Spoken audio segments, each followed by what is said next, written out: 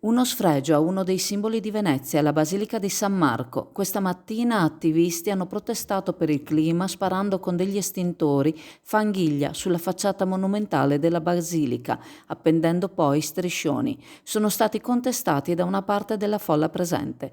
L'azione è stata condannata dal presidente della regione Veneto Zaia.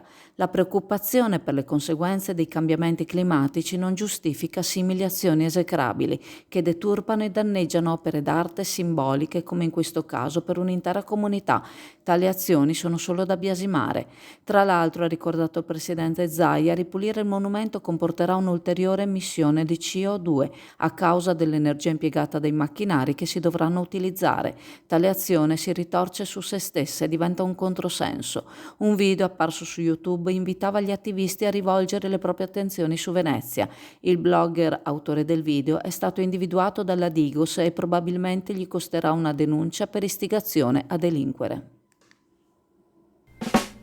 La novità di quest'inverno 2023-2024 è l'aperitivo dopo lavoro, che non è altro che un happy hour dedicato a chi dal lunedì al venerdì finisce di lavorare tra le 18 e le 20 e magari vuole prendersi un momento di pausa, un aperitivo con gli amici o con i colleghi e spendere il giusto, per cui proponiamo dalle 18 alle 20 dal lunedì al venerdì lo spritz, il prosecco e la birra tutto a 3 euro, visto anche i momenti un po' di crisi degli stipendi, veniamo incontro un po' al mondo del lavoro. Abbiamo una grandissima piazza di fronte col parcheggio accessibile a tutti, oltretutto anche il sabato e domenica nel dopo cena per i nostri cocktail, i nostri drink.